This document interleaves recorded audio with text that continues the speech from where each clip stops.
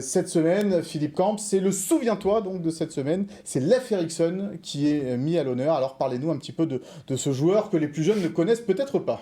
Alors, Leif Erikson, bon déjà, le club s'est pas trompé, grand match, grand joueur, ils ont invité Leif Erikson, qui fait partie de l'histoire du gym, qui est un milieu de terrain inoubliable, un joueur exceptionnel, un milieu de terrain qui a mis 50 buts sous le maillot niçois, qui éclairait le jeu, hein, il blond, un soleil au milieu, il éclairait le jeu, il savait tout faire, il mettait des buts, il avait la passe, c'était un joueur à une touche.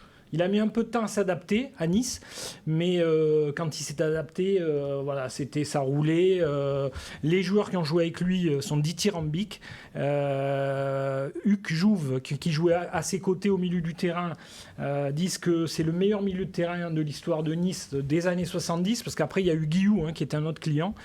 Voilà. Et juste pour dire que, pour faire un petit hommage à Julien Jarizi, qui travaillait à l'époque à Nice Matin, qui était mon mentor, mon maître et puis mon idole un petit peu aussi.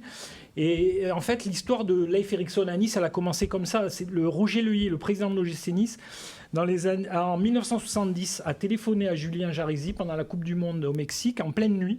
Et il lui a dit: Julien, on nous propose un joueur qui s'appelle Leif Erikson, il joue pour la Suède, est-ce que vous pouvez pas vous renseigner sur lui?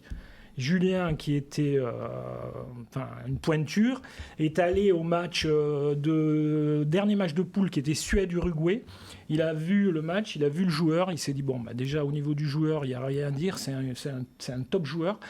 Il a fait sa petite enquête avec les journalistes suédois, il a rappelé le président Leuillet, il lui a dit: vous pouvez le faire signer les yeux fermés.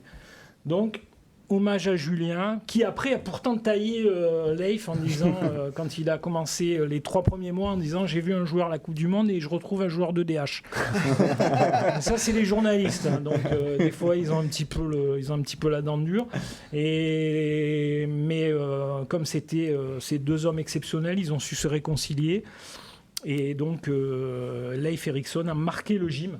Ça fait partie, normalement, s'il y a un top 11, les 11 joueurs de l'histoire, je pense qu'ils seraient sur le terrain ou ils seraient juste sur le banc, enfin, je pense même sur le terrain. Voilà, donc Leif Erikson qui recevra le trophée de l'ancien Aiglon samedi soir avant la rencontre entre Nice et le Paris Saint-Germain.